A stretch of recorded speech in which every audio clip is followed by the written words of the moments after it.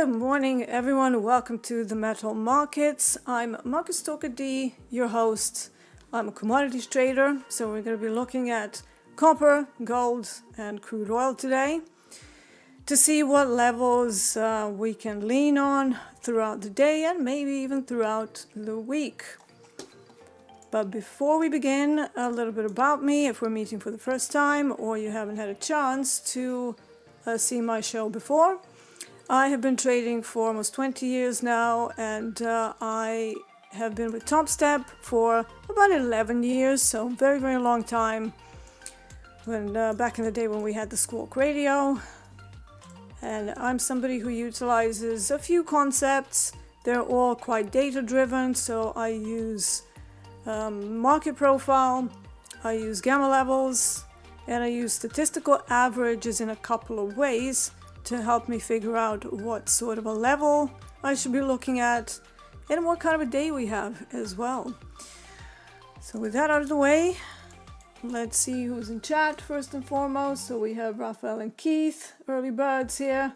Obviously Bruno, he posted a risk disclaimer. He's our lovely moderator. Before I forget, make sure to read through that disclaimer to make sure that everybody is on the same page. What is the crime is in here. Io Kato is here. Hopefully I'm pronouncing that right. Chris, DJ Runs, Cedric, Stay Puffed is also here. That's quite funny. All right, let's start with crude oil because crude oil seems to be in focus right now. We do have the inventories on Wednesdays, so that will be around 3:30 p.m. today, GMT time. And I usually like to wait until that's out of the way before I do anything. The only time I will look to fade crude oil is if we ran away to the upside, and then somewhere around this time of the day, we start to see a reversal. Now that could also happen to the long side, but there's not too many things for me to get involved to the long side at the moment. We're sitting inside NYMEX value from yesterday. So what is the value area? It is a distribution curve from the previous day. So it's that belly, and it represents an area where the price spent most of the business, right? So that's why it's a very important data point. And as long as we are drifting inside the value area, the day becomes trickier to figure out. Why? Because it represents something called the responsive activity, which means that the moves may not have as much momentum. There's a lot of volume to go through, and that's always a little bit more precarious and can be a sign of a potential range day. It doesn't have to be a range day, but about 70% of the time when you have an inside value open, you will usually see a pretty muted day. There are, of course, also the days when we come out of the value pretty early and then it just carries on into a crazy day. That's always a possibility. Anything can happen. Crude oil is currently incredibly news-driven because of the Middle East conflict. But today we've had some bearish news. So again, caution, caution, caution. We've had the news that Iran operatives made an offer to discuss terms for ending the war. So that, if it becomes the focus of today, is a pretty bearish piece of news, okay? But at the same time, we are talking crude oil that seems to have livened up, and crude oil has decided that it's back from the dead. You know, we've had 2.5 years of crude oil moving in 100-tick range, so barely like a dollar range, and that was very odd. You know, I was a crude oil trader for a long time before then. Since 2013, it's been my primary product. So losing that as a potential trade, that was not easy, right? Now I trade metals quite a bit too, but I always considered them kind of my second best. Over the last several years, I did shift my focus a lot more to metals, and again, I found a very, very good match between me and copper. So copper is something that I would trade quite a lot. I probably do, a couple of copper trades every single day. And crude oil recently, though, it's coming back into focus. We're currently sitting at an average daily range with all of the stuff that's been going on. So it's an average of 316 ticks. That is a lot closer to what crude oil used to do. So even though the news that are causing this are not great, I'm actually quite happy that crude oil is back. And we have days where it's moving $7 now, so it's like 700 ticks. But as an overall average, we have risen to just over 300 ticks. So that's awesome. It also means that crude oil is back with its double-sided price action, which means that even if you miss a move, throughout the day there's about 2, 3, 4 other opportunities to find another trade. That is also why I used to really enjoy crude oil. Even if you miss something going on, it would be giving you another opportunity that is equally good, plenty of profit margin on the playbook, and I'm very glad to see that back. All right, on to the levels. So London session for now is pretty bearish. I did catch this long during Asia, so I did manage to, I was only in with like 3 micros, but I did manage to, or was it 4 micros? No, I started with 3, scaled into 4, and I managed to grab almost a 200 tick move from it. So right now I'm just chilling, observing, and seeing if we can make sense of these news. But as an overall rule for Wednesdays, because of the inventories, I actually like to stay out until I get the inventories release, and then usually get closer to the London close. And then I will be looking for my setups in about an hour from in and around the London close. So London close GMT time, I'm in England, is 4:30 p.m. and I will be looking at potential setups between 4 and 5 p.m. So half an hour before, half an hour after. If I'm not able to find a decent setup or there's no relevant levels there, I will then wait until the final hour, sometimes even final half hour of the NYMEX exchange settlement. So I'm very big on times of day. So I try to always do my trades at the same time of day for consistency, but also because I heavily rely on events that are based on enforced hedging into some sort of end of day settlement, an exchange closing, and then sort of like a mean reversion and fake out moves from that, just as a general idea and an assumption of what the price should do at that time of day. That keeps me generally on the right side of things. And of course, the price action could just fizzle out after that. It could carry on. So again, anything can happen, but probabilistically, there's always a super high probability of that enforced hedge by the dealers and by the market participants who may have been either short or long for most of the day, and they start closing their positions with enough size. It is what causes those reversals. So hopefully that's a little bit clearer on what I'm looking at. I do use volume a little bit. I'm not like Coach Jay where all of my decisions are based on volume, but obviously I want to trade when there is some volume in the market. And that means I always have my little volume bars. I also have Bookmap open on another screen, just to see if there's maybe any absorption, whether I can spot some iceberg orders.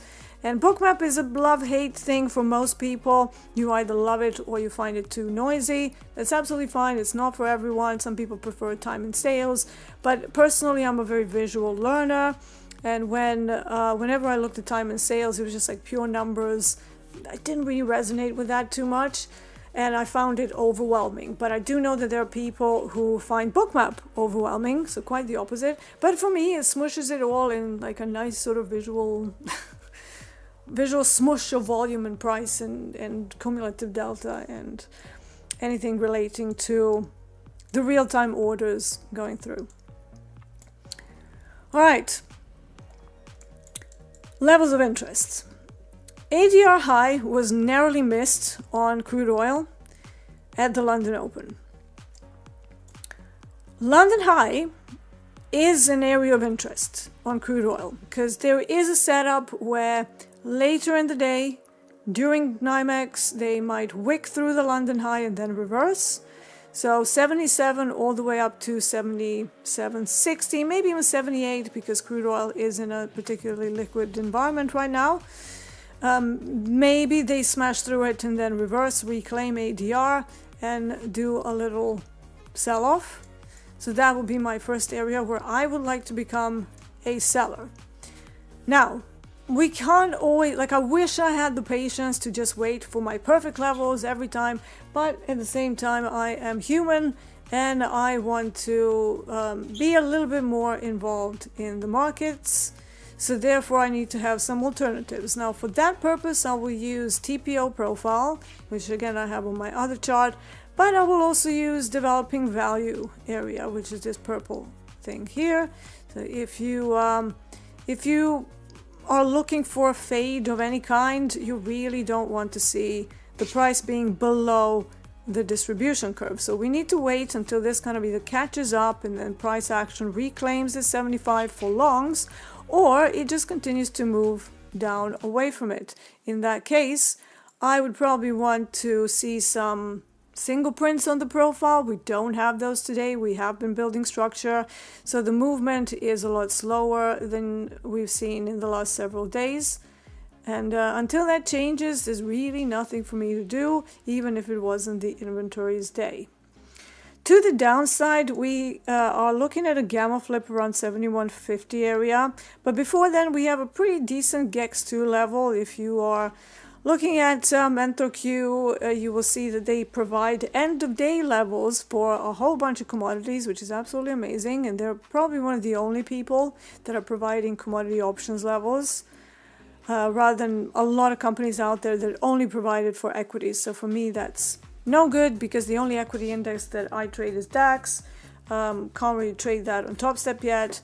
But yeah, I'm not much of an equities trader, so I have traded equities quite a bit in the past, but I don't know, somehow I just don't resonate with them. I'm always finding them a little bit dull, where it's like, oh, what do? You just buy it. And then every so often you get some risk-off news, and then they take it in the opposite direction. But most times those buyers are strong. They're very strong. You know how they say in Star Wars, the force is strong in this one. Well, in equities, the buyers are strong across the board. Right, to the downside, we do have the ADR low, but if this news of Iran representatives wanting to talk about ending the war, this is not going to matter much, because it's going to cause more bounciness, liquidity sell-offs, and that's why I'm looking at some bigger targets here. If we are not able to hold between 72 and roughly 71, I would be looking for a pretty strong support level at 70, again taken from an options chain. There is a moderate put support there, not the strongest, but in context of this market structure, it is far enough down in order to facilitate maybe some reflexive bounce from it. Whether it's going to be a complete reversal or not, that's a matter of context. But yeah, so longs for me are not going to be in play until we get much lower. All right, to the upside, that 80 level becomes a mega call wall and also a magnet. So if anything positive comes in, I would expect that magnet to be reached either into the end of the week. Sorry, anything negative. And you know, if it all starts kicking off again, it would be the next logical area for the price action to stop. And because of that, I may come up with a different hypothesis once I have that market generated information. Maybe it will be a bounce from VWAP. Maybe we have an initial balance from NYMEX at that point. I don't know, something. Maybe developing value, high bounce. There's options, right? There are options. But for now, we just need to sit and wait to see how the day develops, because it's not strong enough for me to go, yeah, definitely want to short this from 75. And it's also not clear that we're going to reject here. And every time I'm in doubt, I try to stay out. Doing some rhyming here.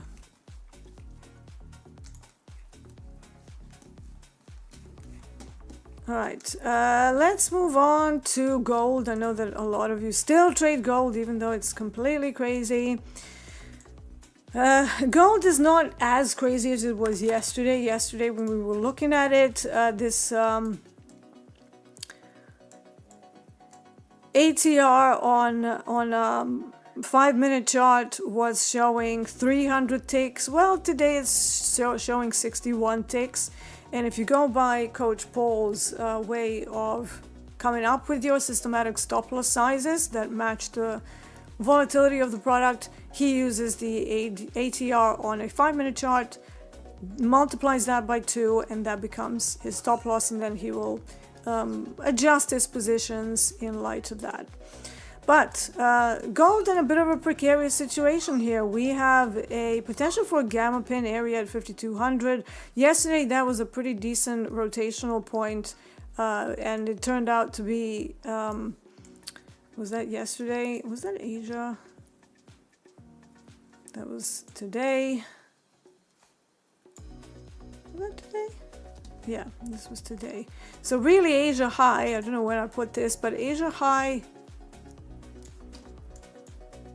started, Globex started, right, well, they went all the way up to it, pinned it, and then moved away.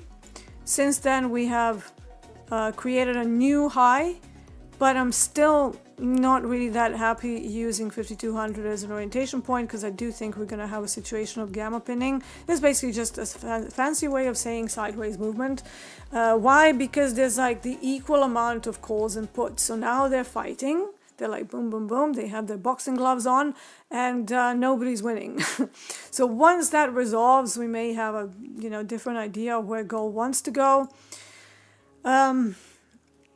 Nothing too obvious, so it's just trapped. Basically, it's just trapped. But there is a higher level at 5,300. There's a moderate call wall at 5,250, but there's a bigger one at 5,300. Probably not within reach today. However, this is gold. Stranger things have happened. So wouldn't be super surprised if they just start screaming to the upside at some point. But equally, we have 5,000 to the downside. These are just some old levels. That remains a magnet. So again, we have still similar prices that have been in play for a few days now.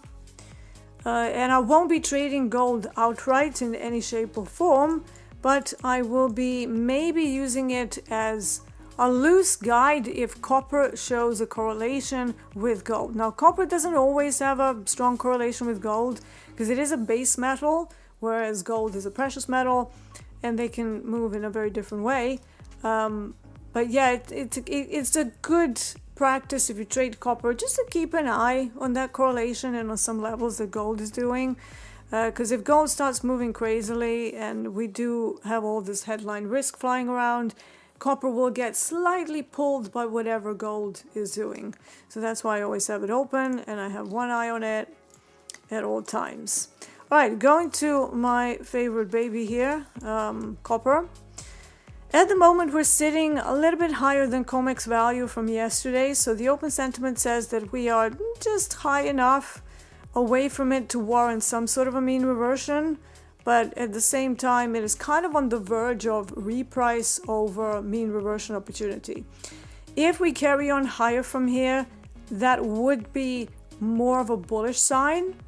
But at the moment, I'm kind of thinking it might want to retest some of the levels to the downside. 590 is one where VWAP lies currently, but really I would like to see this touching at the very least COMEX value high, and then maybe finding some longs there. So really not much for me to do here. We have bigger levels outside of the Asia high. Today it's not really matching up any important levels. Let me just double check that.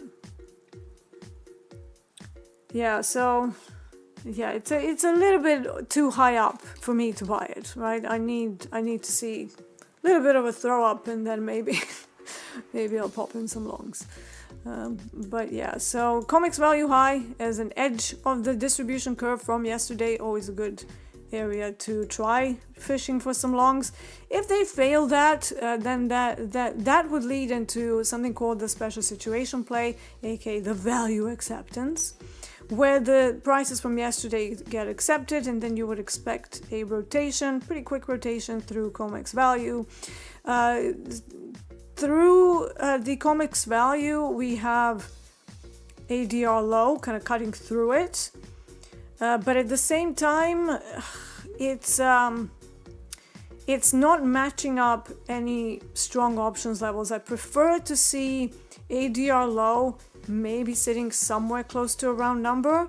At the moment, it's kind of sitting away from the bounce point, which was 580, right at Globex Open. So I wouldn't be necessarily fishing for more longs here, but rather if I do decide to go against the value acceptance, which is not always a good idea, I would want to see it further out. So we do have the, was this from yesterday? What is it today? I'm just looking. Yeah, so from the end of day levels in Mental Q, you will find the 75 evens to be the gamma wall. Entirely possible that they run it all the way down in case of value acceptance and then a further move down. But obviously it would require some piece of news, something that's going to drive it. We do have some news today. Let me just have a look at the calendar here. So we have ADP non-farm employment change just after this stream, and we have PMI at 3 p.m. GMT, which could be a mover. It could be a mover. And yeah, so that's going to be an interesting day for copper. However, copper is really more sensitive to CPI and PPI rather than PMI. And of course, we've got non-farm payrolls on Friday. So these levels, if they're not touched, they might change the weight of like how much open interest is there, basically how much volume those levels have. But in the end, they generally remain relevant throughout the week and sometimes even for like 2-3 weeks at a time. One seasonal aspect to keep in mind with copper is that from around about this time up to mid-April, we do tend to see stronger demand for copper. So that could open up a potential for some outlier days at some point, or at the very least fishing for longs after pullbacks. But until that arrives, seasonality is just one of those things to keep in mind, but not to necessarily run your entire intraday plan based on a single side direction, because that's not a good thing. You know, natural gas is a very good example of that, where throughout the winter months, everybody was expecting it to keep going higher. And sure, we had a few days where it went higher. But then for extended periods of time, it just kept smashing lower. And then, oh yeah, is it back? No. Oh yeah, it's kind of back. No. So again, energies can have this very strong downward bias, as can commodities at certain part of the year in general.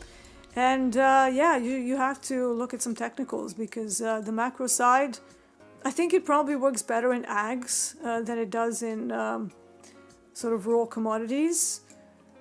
But yeah, just don't trade with a bias. Trade what you can see in front of you with some data points that can help you make a decision.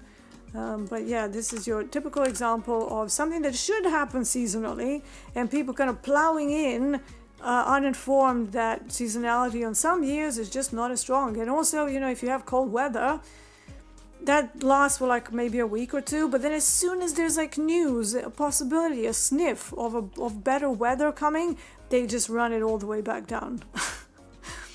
It's a tricky one, right? And this is why most equities traders find commodities and energies markets very difficult to trade, because equities from my perspective are still very one-sided. They're just like, well, what do you do at what do you do? Buy it. Where do we buy it? Or just find an odd level that kind of has some strength in it. That'll do, right? So to me, that's why I've never really gravitated towards that. I generally like to have a little bit, I like to do a bit more work. I don't know why I'm like that, but I like to play detective on the day, and that's why I have all of these fancy things to try and figure out exactly where the intention is. And obviously I won't always be right, far from it. Ballpark 50%. I'll be right on sometimes when I'm really outperforming things. I do go up to like 70-75%, but we're talking extremely long periods of time. We're talking, not like 2 weeks or one combine that I ran over 2 days, but we're talking 2 months, 6 months, 2 years, 5 years, 10 years, and yes, even 20 years. With all of the mess ups and the good times and the bad times, that tells a very different story when you have that entropy via the big sample size that introduces that chaos into data.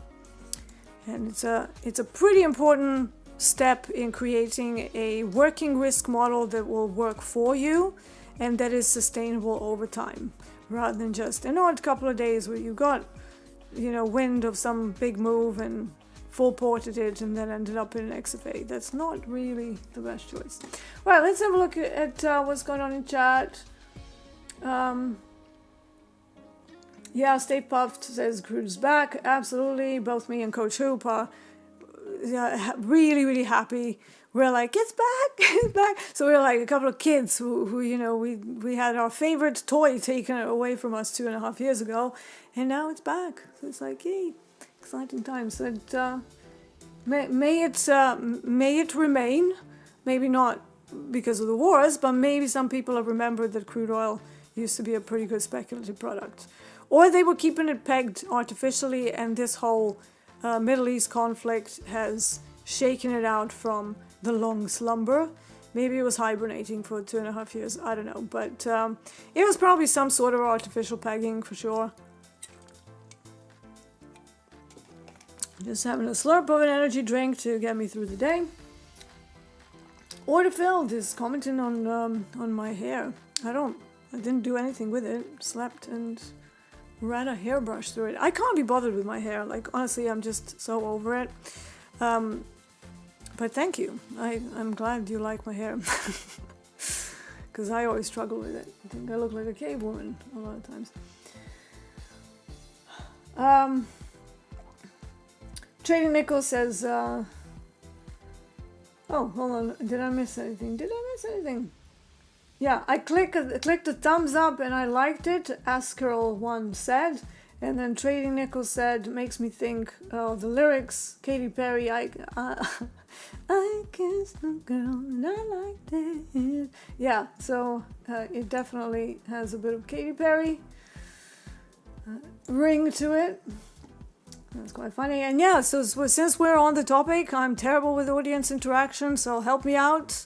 Click the like button if you're not subscribed to Topstep TV yet. I think whatever you may think of Topstep, it's still an incredible resource and you can find a lot of value, especially when we're just doing core analysis and levels and stuff. You don't have to like us, but you can still like the fact that we provide an opportunity to be kind of like a fly on the wall of what used to happen in prop firms. And granted, the conversations that we have are on air are probably quite a bit more muted because the prop firms, at least the ones that I worked in, the conversations were a little bit out there.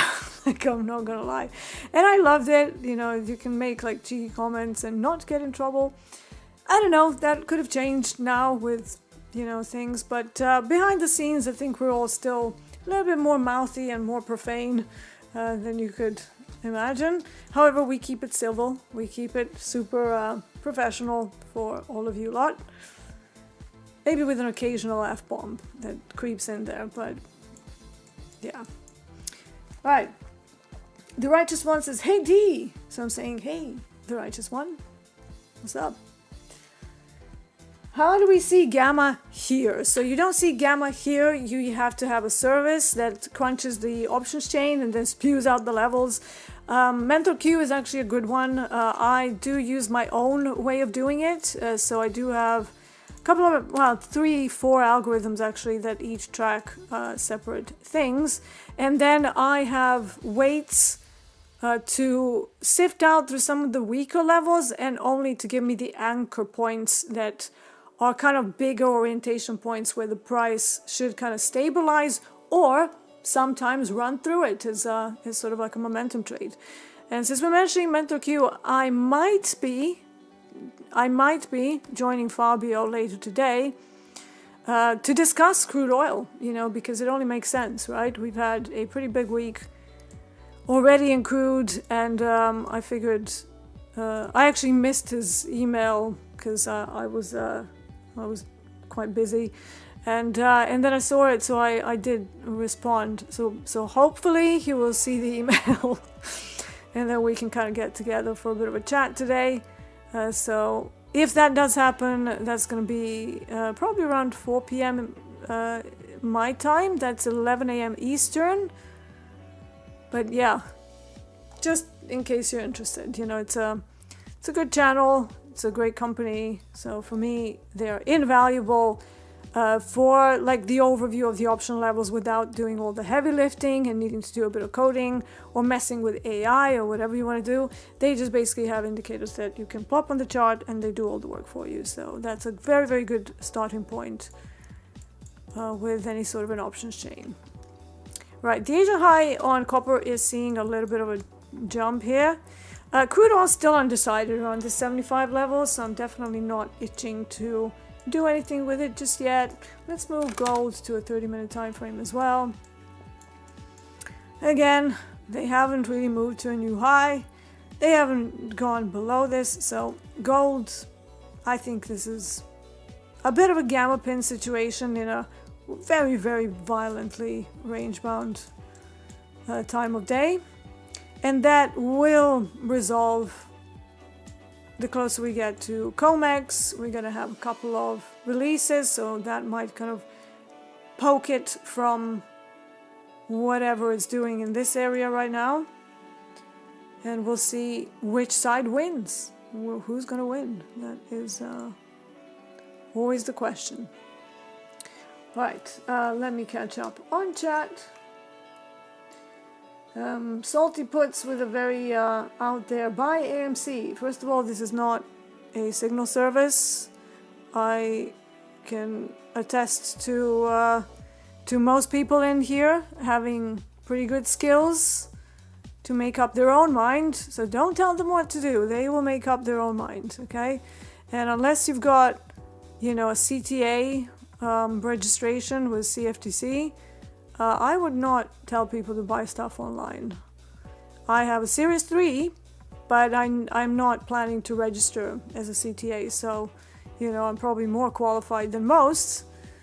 And I can tell you what I see in the options, but I'm not going to tell you what to do with it, because that's up to the time of day, direction, context. However, they are pain points where decision making takes place.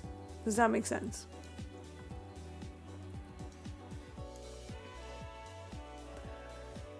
Right, Stay Puff says, I gotta try Bookmap. I mean, you don't got to. We don't have to do anything. If you're doing well with your current strategy that doesn't involve real-time order flow, maybe you look at longer time frames. Maybe you make your decisions of entries based on something else.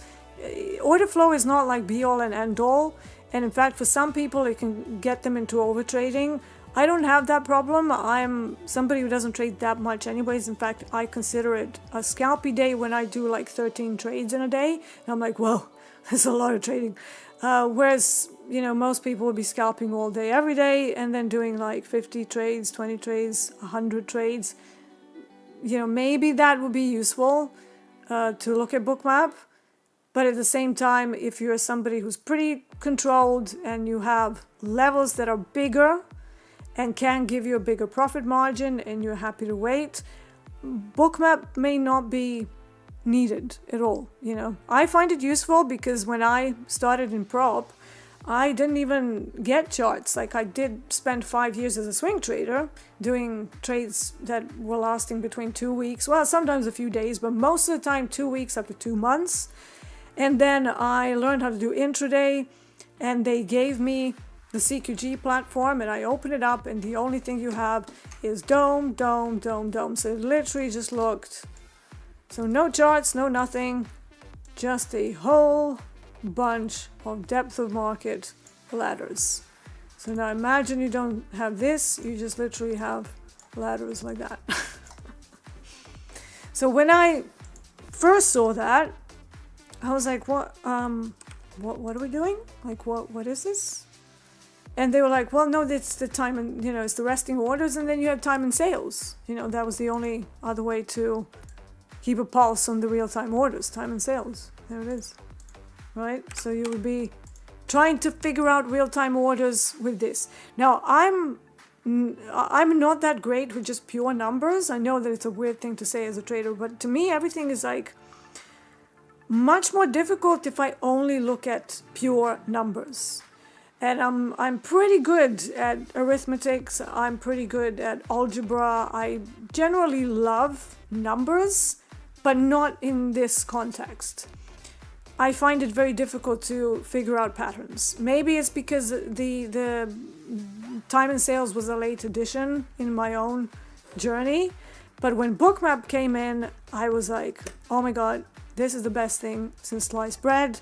This is amazing. But at the same time, I also know how the absorption looks like.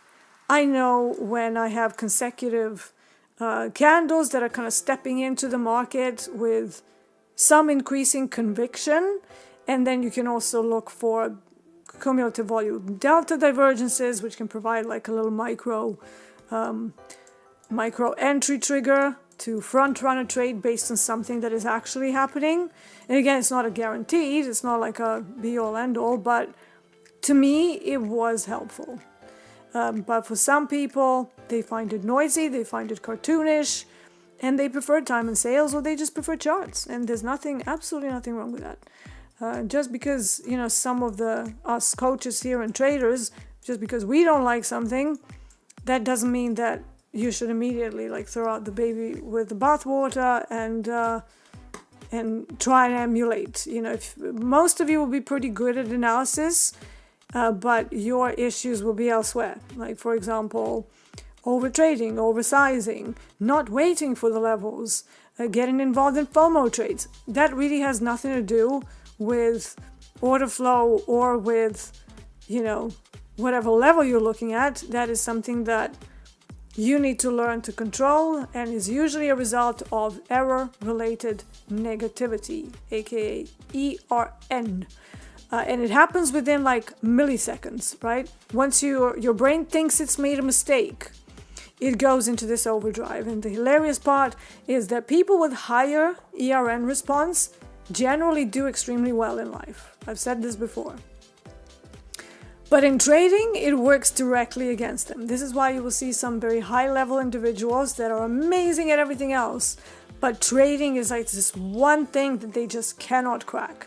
And I bet you that it's something to do with ERN, that they have a higher ERN response. Because ERN is supposed to work on modifying your behavior in all other situations. But in trading, it kicks off fight or flight response, and it makes you do very silly things very quickly. So it's not discipline, it is not patience necessarily, it's nothing of the sort. It is that cognitive dissonance that comes from your brain thinking you've done something wrong and needing to correct that. And then you lose the plot. But that is something you can train yourself out of. It's just that most people are not willing to do that, because it's difficult. You have to change something that is so deeply ingrained on a biological level inside of you, and it's uncomfortable, right? But becoming a good trader is all about getting over your discomforts. It's just the name of the game. If you feel it's too difficult, go back to some sort of a methodical approach in tackling tasks one by one, like problems, hindrances that you currently have, rather than just going, I suck at this. No, nobody is really born a natural trader, right? We've all worked on our skills for many years, and we all continue to work on our skills. It's not a linear process. Just going to keep an eye on financial juice. Okay, Storm was talking. We've been liaising closely with the US on pre-deployment. We're taking actions to reduce threats. Oh, great. And we're going to go through another war now. I ran away from one of them. Okay, so US Treasury Secretary Bessent on oil. We are in a very different position than when Russia invaded Ukraine. Okay. Thanks for letting us know. Isn't this old news? I swear he said the same thing yesterday. I don't know. But yeah, keep your head on a swivel today again. So we're gonna have some extra releases that could put a wrench in the works, and also the fact that we keep getting headlines. And crude oil, as you can see, is finally dipping below that 75 level. And for a while it looked like it was going to be supportive, but then some news comes out and crude oil goes bleh, just throws up on us. So yeah, don't expect necessarily the statistical averages to work, especially not to the downside. I would be a little bit more confident if we have a pretty calm day where there's no like huge whipsaws all over the place, and we kind of drag ourselves up in a very orderly manner to smash through the London high and touch or overshoot this ADR high. You know, I would be more confident in shorts at this point. But longs, especially with this sort of news, it's a no for me until we fall way, way down. So yeah. Right, copper is livening up. It's missing VWAP, so nowhere near it. So not really interested in hunting it from here. We're way too close to the ADR high. So what usually happens in copper in relation to the average statistical ranges is that the ADR high is actually usually reached during Asia and or during London. But the real move away from it to the opposite side as kind of a exhaustion of the average and then a reversal, which is also one of my primary playbooks, that usually happens with momentum once COMEX starts, and typically for the last sort of 2 hours of COMEX, that's when they will push. This time of day we might reach it and then just kind of hang there and then eventually make a decision. But yeah, I want to see a retest of ADR high, maybe even a test of the 6 evens. That would be better, and then maybe catch a reversal, reclaim ADR high, and maybe go down to Asia high as a target, because with targets you don't want to be super aggressive, so any old thing can be used as a target, but Asia high is as good as any. And to the long side, like I already said, I would like to see at least a test of this COMEX value high, so we're kind of in the middle of nowhere for me here. So some people say patience required, but to me it's just like, no, I want to be maybe a seller here, and I want to be a buyer here, but in here I don't want anything. I'm just like, leave me alone, man. Do not want to trade here.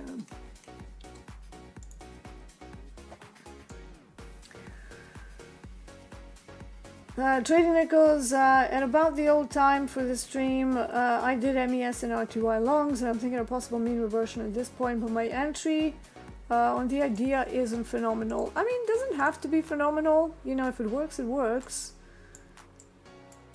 And it's that for the old time. Yeah. At about the old time. We usually see some sort of a reversal around this time of day. Which side? Again, it depends what they did prior. If it helps, on ES we do have some levels here. So let me just have a look. Yeah, so we had GEX2, which is a pretty decent level at 68.50. GEX2, if it does reverse, it can be a pretty decent level that holds for a lot of hours. It's a strong options level. Don't have RTY, it's not something I track very often. But even DAX has a level from about 24,200. Now, DAX levels, I convert them from the index because it doesn't really have too much options activity, so it doesn't provide you with much information. So I take the DAX options and then I use the basis, and then again that's another algorithm, and then I smush all of that and figure out what the levels are. So that's why the options levels in DAX futures are a little bit screwy. Then they won't necessarily be round numbers, they'll be like all ballpark, this is where it is. Kind of like when you're converting SPY or SPX into ES, it might be an odd level. Okay, let's see. Dow 5237 says, I've recently started using volume, visible range volume profile, and I see price almost always bounces from low volume nodes like it is doing now in crude. Looks suspicious easy. No, so this is the power this is the power of profile. Low volume nodes are areas of lower liquidity. What does that translate to? A couple of things. So it translates to prices dipping into the low volume node and either just slicing through it, or more frequently dipping into it and reversing. Think of the low volume nodes kind of like areas of single prints, or if you want to use ICT terminology, which I really don't. Just noticed something in the micros. Yeah, you see, this is why I like the mini dome rather than micros. Like, we just had a spoof of like 462 micro crude oil contracts, and there's none of that in the big contract. So that's some kind of a spoof, because they just flashed it. They didn't actually enter anything. So yeah, but none of the shenanigans on the main contract.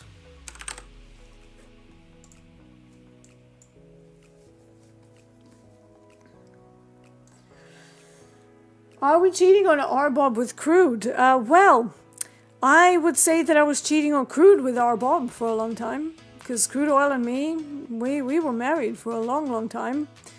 But then we went through a bit of a trial separation period for 2.5 years. But now we're dating again, so it's how it goes. It's how it goes. So yeah, RBOB, usually when crude oil is moving in like 700 tick ranges, RBOB starts to move in extraordinarily crazy ranges. I can have a look at it, but for now RBOB is on the back burner. Yeah, so we are already hitting like almost 1,000 ticks on RBOB, and I do have a sweet spot between sort of 180 ticks up to about, I would say about 800 ticks. Anything over the average daily range of 800, it gets a little too crazy for me. So I'm an older person, I'm mid-40s, and I just can't, my stress levels don't need to be any higher. And my health comes first. So whenever it overshoots that sweet spot, I'm out. And I really enjoy markets that generally have about 350 up to about 700 range. Anything over that, anything under that, I'm like, don't think so. So it's just a personal preference, but to me, my stress levels being in line is definitely a big part of my trading, right? Why? Because if I'm emotional in a trade, how can I manage a trade properly? I can't, right? Because I'm going to make emotional decisions. I'm not an emotional person by any means. In fact, I probably swing closer to some sort of a disorder in that department, because things just don't really bother me. But if if I'm feeling butterflies or anything like that, I should not be in that trade, definitely. Or if I'm glued to the screen and just kind of looking at it tick by tick, unable to move, something is not right there. So I look for serenity after entering a trade. And if I don't get that because everything's flying like crazy, it means I shouldn't be trading that at that particular time. Okay. Again, that sort of analysis is something that you really should be taking into consideration yourself. Anytime you feel emotions, just know emotions come from your primal side, and they're not rational. They're literally just your monkey brain taking over, and the monkey brain doesn't know anything about levels and risk and not oversizing, not over leveraging, and then couple that with an ERN, so with the error-related negativity response, that kicks off this whole monkey brain business. And you have a disaster waiting. You have blown combines, XFAs lost in a day or less, just like literally irrational behaviors. And you have to wonder, you can't just carry on like that, just on this wave of emotionality and just going, oh my God, what am I doing wrong? Well, you're not being self-aware enough. And for some reason, women are much better at recognizing that. I'm pretty sure it's because we are taught to be more in tune with our emotions, that it's not like shameful to admit that you are emotional, whereas a lot of us who are Gen X, I'm the last year of Gen X, and people who are probably even millennials, a lot of millennials still had that upbringing, where men have to be strong, men have to like push all the emotions down, but in trading it all comes out, like whether you want it to or not. You can't hide your emotions in a trade. That's never going to work. I don't know why, but trading seems to be one of the only things to bring that out in people.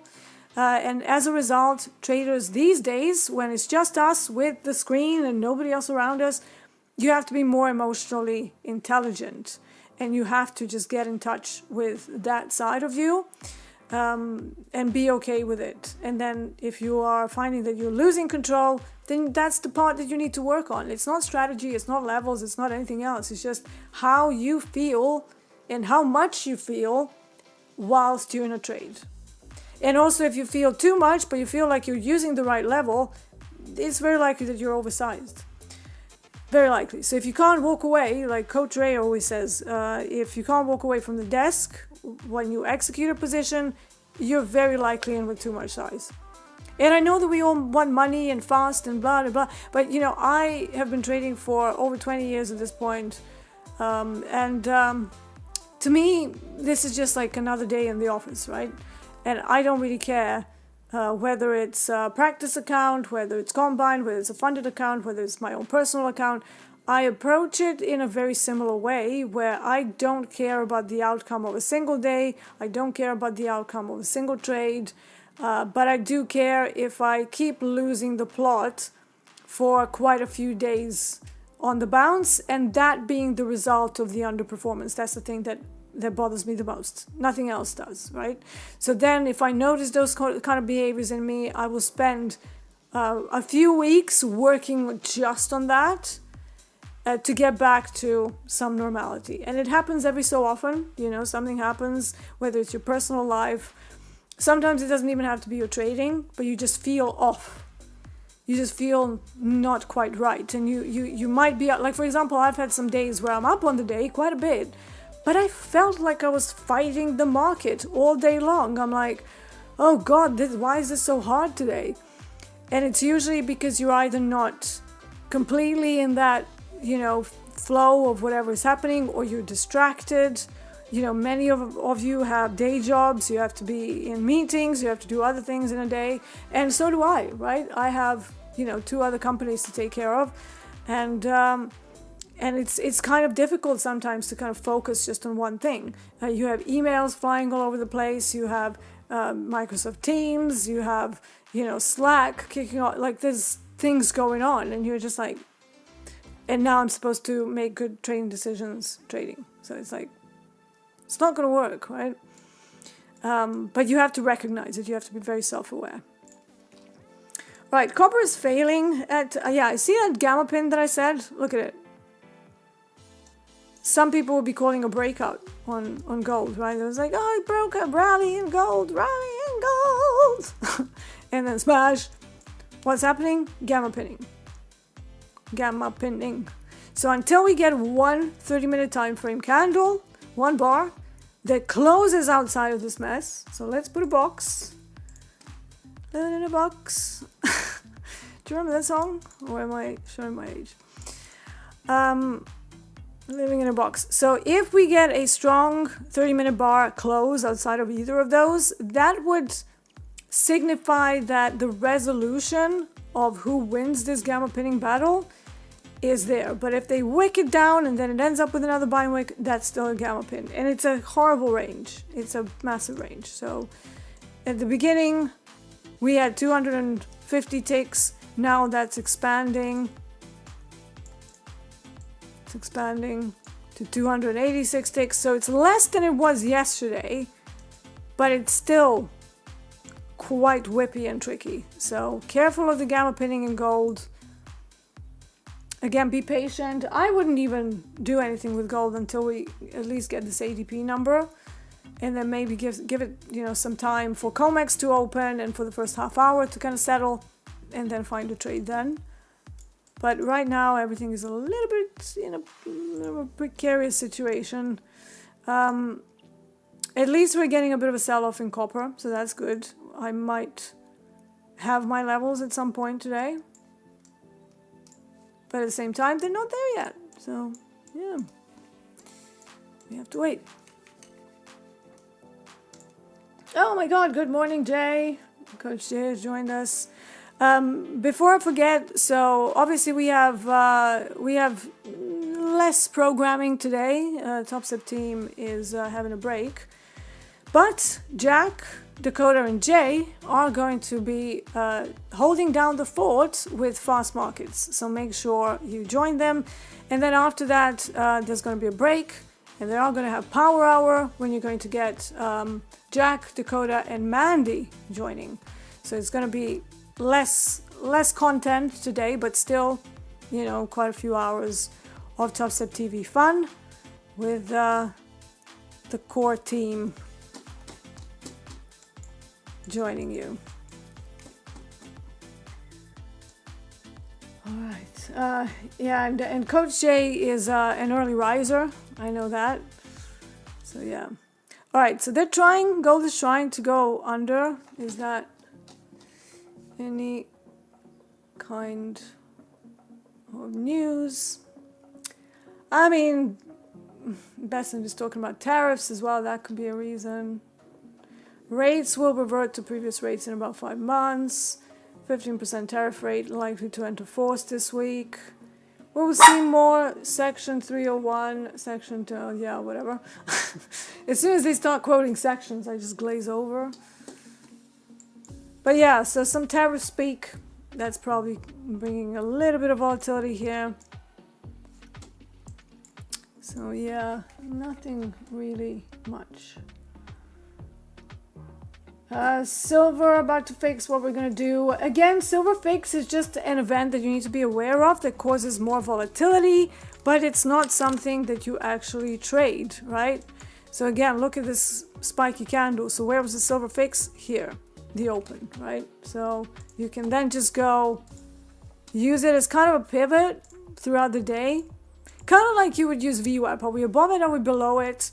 Or are we, you know, just sitting right there? Even though silver fix can bring a sharp reversal, it doesn't mean that it's going to be a sustained reversal. It's more like a volatility jump around it because they are fixing the price. But 86.40 is where it's at, and you can just use it throughout the day. You know, it's like, oh, how far are we from the silver fix? But yeah, silver looks even more range bound to me than gold. So there's probably some kind of gamma pinning there. I didn't do the levels on silver today because it's not really on my radar this week. Copper is, crude oil is, GC is only because I use it as a benchmark of sorts on some occasions. But yeah, so all of it in a bit of a meh situation. I think they're waiting for ADP numbers. We'll see. So we have ADP and then PMI, right? Is that right? Yeah. I don't see back in the day when I was working for other prop firms in office, you couldn't trade through the news. They wouldn't let you. They would just be like, well, there was no lockout either, so you had to actually do it yourself. And they would say no trading. I think it was like 5 minutes before and 5 minutes after, even though one of them had 15 minutes before and 15 minutes after. That was a bit insane. But they were more like sort of position trading, and it was a little bit of a different outlook. But yeah, until we got the green light that we can trade, if anybody popped a trade during the forbidden time, you would be sent home. Like it wouldn't be like, oh yeah, I'm just gonna stay here and keep trading, but I've broken a rule. You would get a private message, kind of like a shoulder tap, right? And then the risk manager would be in the room, and you would get the private message, hey, can we talk? And then you look like across the room, and the risk manager would be like peering from behind the screens like a principal, school's principal, and then you would do the walk of shame to the office, and they would be like, so you entered a position. Oh yeah, I forgot. Yeah, okay. We'll see you tomorrow then. And there's no, like, you can't argue. There's nothing. Like, you just have to just go, oh, okay, sorry. You're not fired, but at the same time, you're not allowed to keep trading for the day. So that's how it used to be. And now we have all this freedom, which is great, but also, you know, some people could benefit from a little bit of disciplinary action from risk management teams. All right, copper heading towards VWAP. Don't know whether that's okay. So on the main contract, we're actually already there, but that 590 level is super close, so we want to wait until that hits at the very least. However, my main area for potential buying, I'm not sure whether I will, because like I said, value acceptance could happen too, is COMEX value high. So 587.30. That's the area. So we could plop a little green rectangle. And then sell area is sort of around here, so let's get that into red. Just a rough zone to tell me, hey, this is what you were looking at before everything started flying. That's why I like to put my hypotheses in a written form as well. So you saw me do that every so often, and then you could go, let's make this bigger, then you could go hypo 1. Longs from value high. Why? Seasonality, etc. So technical, obviously, but also seasonality on the side. Hypo 2, ADR high tests, and what's up here? Call wall. 6 evens magnet.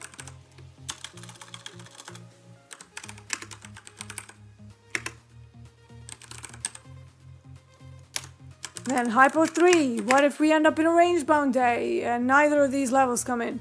Well, then you go neutral day type.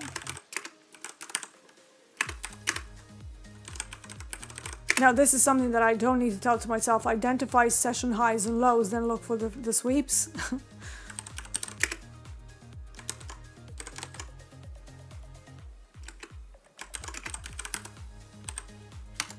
And then reversals to the middle of the range, so not a full, maybe when it fails the auction first time. And then hypo 4, some kind of a breakaway trade. In this case, if they go all the way down, that will be a value acceptance, so value acceptance shorts, continuing towards at least 580, maybe even more, I don't know, it depends how they react. But that would be like one idea of how I keep the plan. However, I like to do it with my hand. I like to actually write it out because there's something that happens in your brain when you're writing things down rather than typing. The parts of your brain do not activate the same way when you're just typing versus handwriting something. I don't know why. It's just one of those neuroscience oddities of our little brains. But yeah, that's how I would create my hypotheses. Obviously, I have other things there. I have a larger time frame overview, so I will be looking at 4-hour, daily, weekly, sometimes even a monthly chart if you can provide me some context, especially if we have like ranges and stuff.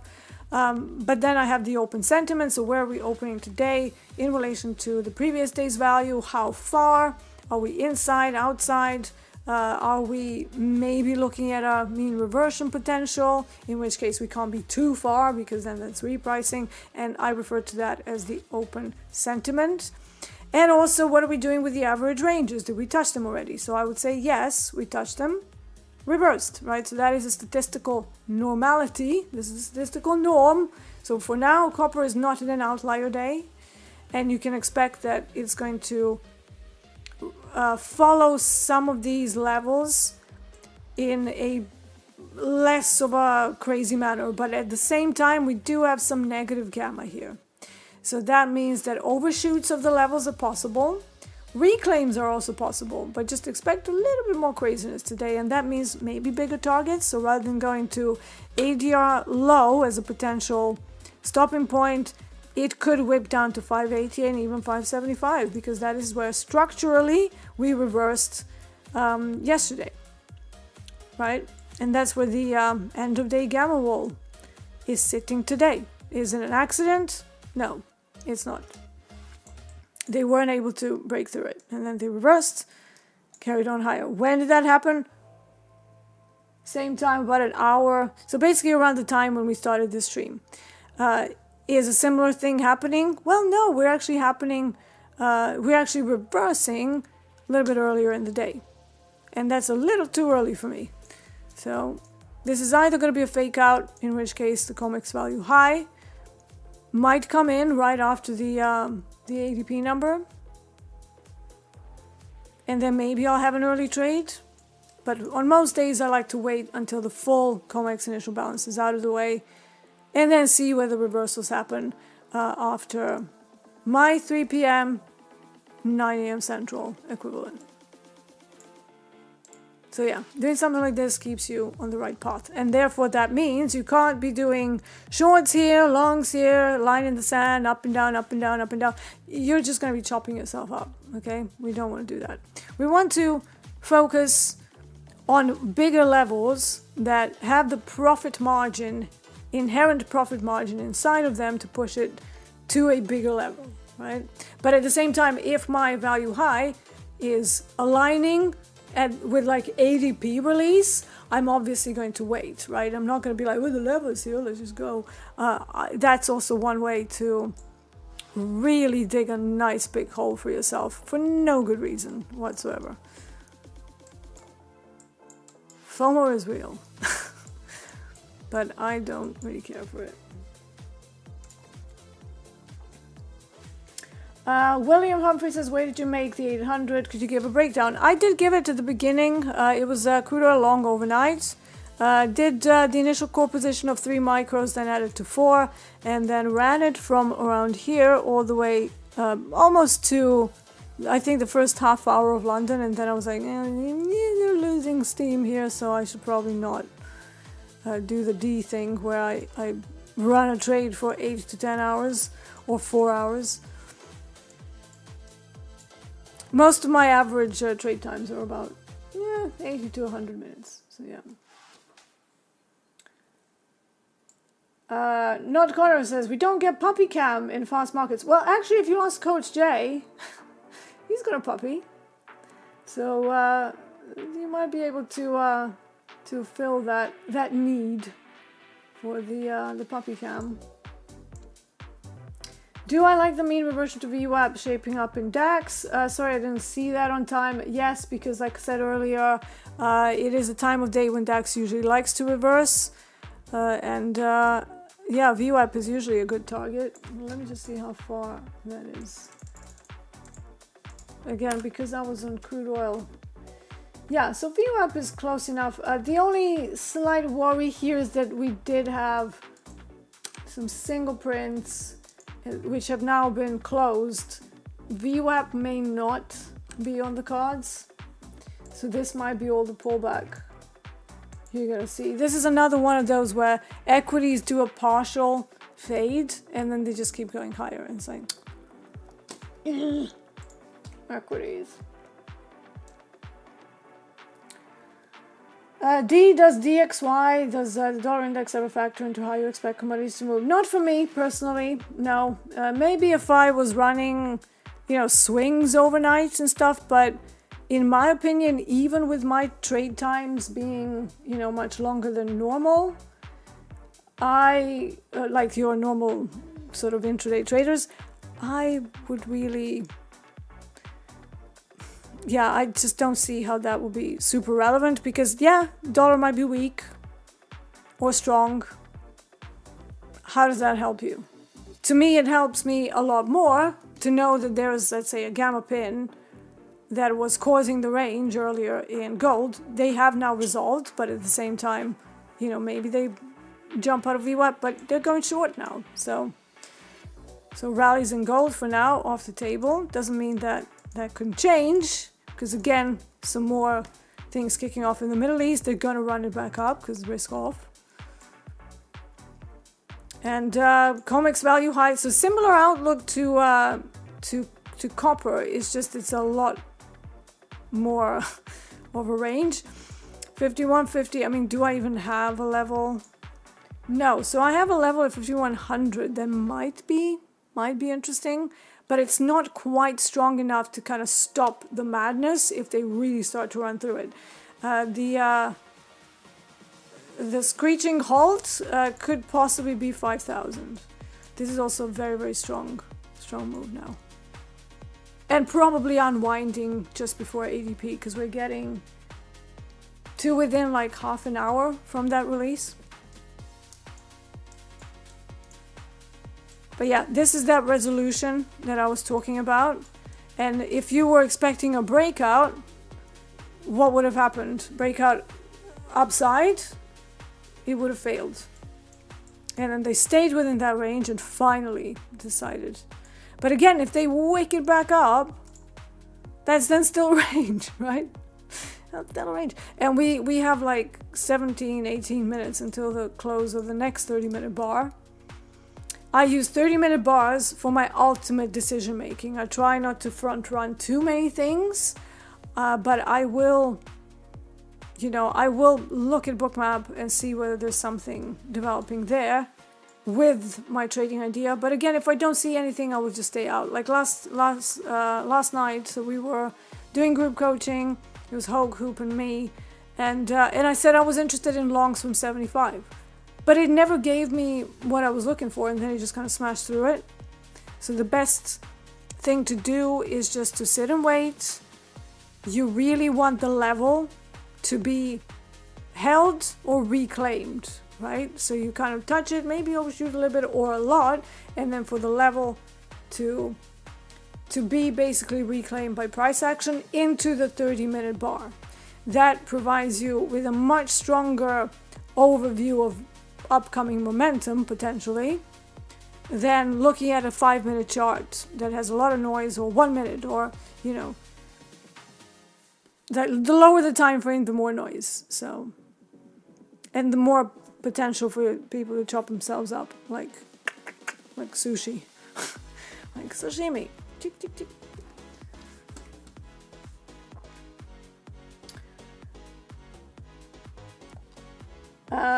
Man Cave Trade says, I think Coach J doesn't sleep.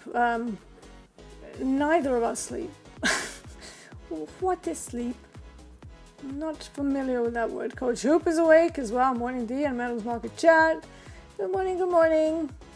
Lovely to see everyone. So we've got another 17 minutes to hang here together.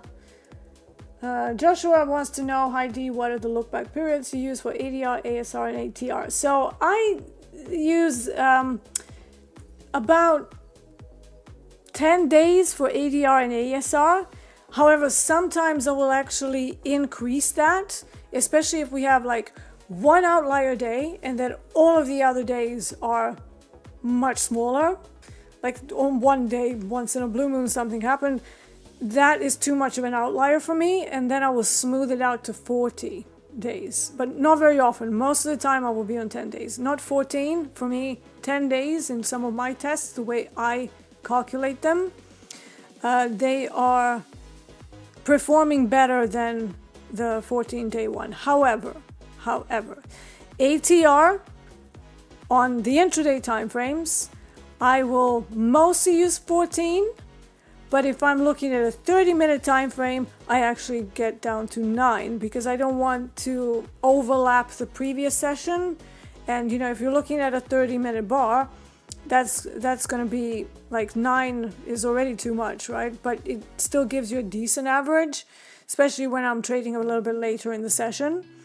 And it can provide a more accurate read of what is happening. So for example, if you're on a 5-minute chart though, I would definitely keep that to 14.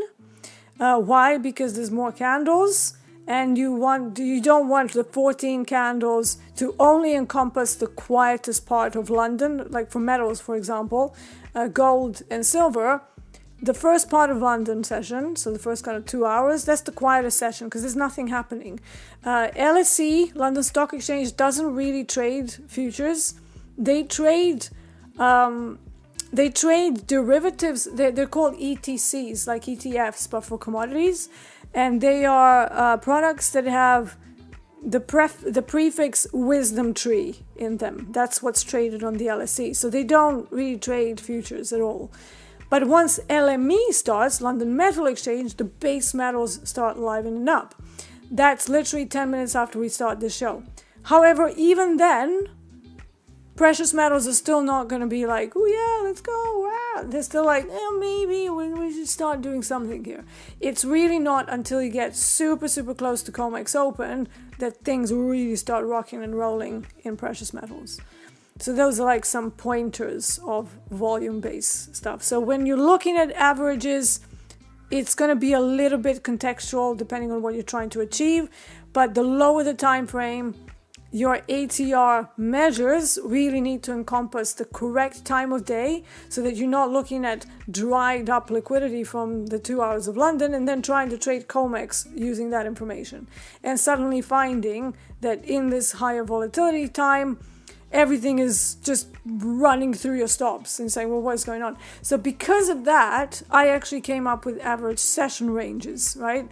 So that way, if I'm looking at a time of day, I have the previous 10 days of reference of what we've done for this part of the day, right? So to me, it just made a lot more sense. And nobody had that. So I was like, how do I do this? And unfortunately, I had to do Excel spreadsheets in the beginning. And then over time, I was in a situation where I could afford to commission an architect, software architect, to create something for me. And Blatek DR, daily range, comes from that. So, we're still only on MetaTrader 4. We are creating stuff for other platforms. We're trying to make it more modular so that we can kind of port it anywhere. But at the moment, we do just have the Discord utility server if you just want the levels, and they're printed about like 3 times a day, I think. So for Tokyo, London, and then the relevant exchange. Because they will change, because they are kind of like volatility bands. If you make a higher high, then the ADR low is going to drag a little bit upwards. So until that ADR low is exhausted to the downside, it's going to keep dragging higher with each day's high, or vice versa with each day's low, right? But once it's hit, once it's exhausted, it stays static. It should stay static, right? Oh, we've got dogs back from doggy daycare. Your babies are coming home, yes? This is mommy here, and Astra screaming in the background. Ah, we can't wait. What is happening? This is the mom. Wolf Sable Pomeranian. She's very lovely. Bit needy though, Christ. She's a half rescue. She had 5 homes in 18 months when she was a young pup. And I don't know why. I think she's a very good doggy. You're a good doggy, aren't you? And then she was so in love with our Cavalier, and we wanted some puppies, and then we let them mate. And she was a beautifully devoted mommy. Very, very nice. And she still takes care of her babies, bless her. You know how people say, oh yeah, once the dogs get to a certain age, they just behave like whatever. She's still obsessed with all of them, and I swear she counts them as well. Like when half of them go to doggy school, she's like 1, 2, 3, 4, 5, 1, 2, 3, 4, 5, 6, 7, 8. It's like, okay. And she takes care of the husband as well, because her Cavalier hubby is pretty deaf at this point, like deaf as a post, can't hear anything. He's old, you know, but she's always like keeping an eye whether he's outside and whether we heard him. So he scratches on the big bifold. Well, we've got 6 of them, but let's call them bifolds. And then she goes, "Arr, arr." And I'm like, yeah, that's Lenny. I can hear him. It's okay. But she's like, so I know your babies are home. Right, I'm just gonna let her out.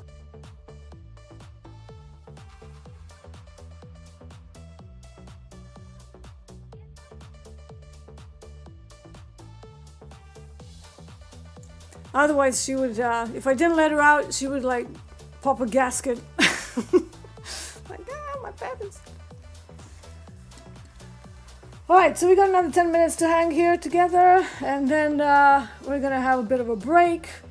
And then you're going to have Jack, Dakota, and Jay for fast markets, regular time.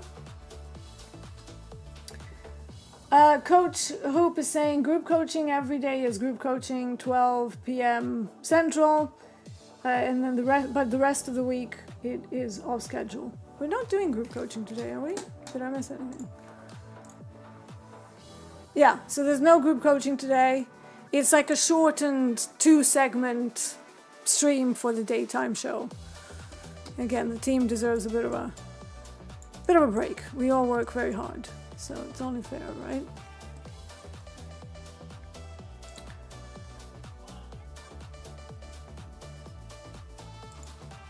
Yeah, so EMS says, that's neat. Some dogs are like whatever to the old mate and kids. No, she's so beautiful. Like, she's amazing.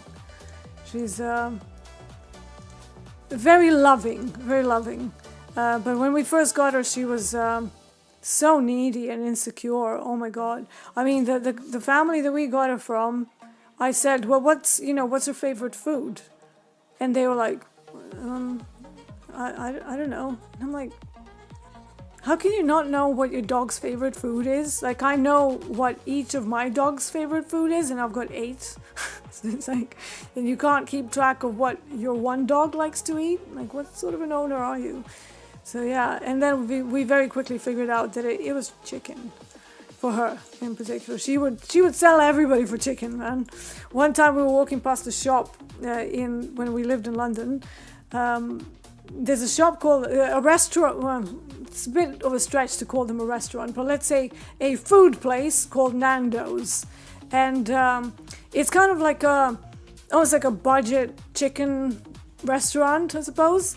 And we were like walking past, and she could smell it, and she just stopped. And the dogs are not allowed in there, but she stopped on the doorstep, and she was like. And you could see it in her face. It's like, there's a whole shop of chicken? It's like, yes, Lisbon, but we know you like chicken. Yes, we know. So, of course, I had to order her some. And then she stuffed her face. She was a very happy pup that day. Like all the chicken in the world for Bon Bon.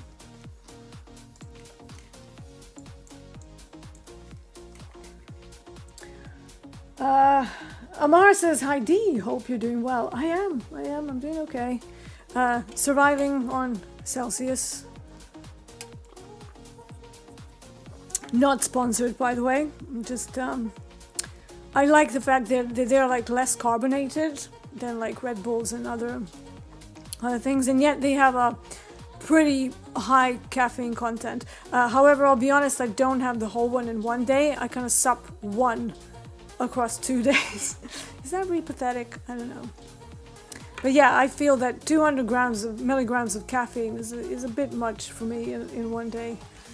But 2 days, yeah, sure. Ash Reynolds says, are you in London? I used to be. I lived there for 5 years or something, 25 years. We have recently, well, it's not that recently anymore, but last May, we changed our primary residence. So we got rid of the London house and we bought a bigger, modern place in the countryside, about an hour and a half from London. So right now I'm running on Starlink and I'm surrounded by farmland. I'm surrounded by cows, sheep. They're not mine, they're the farmers, but we have a fence around our property. And we have a lovely big garden. We have a private field for hire, literally a minute down the road, which is amazing when you have 8 dogs. There are laws in the UK where you can't walk more than 4 dogs at once, which was an absolute pain in London. And we got over London. We did the London thing, both me and my husband. There was no more reason to stay there. And we just had enough. So we decided we wanted a quieter, peaceful, bigger place for us and our 8 furry Muppets.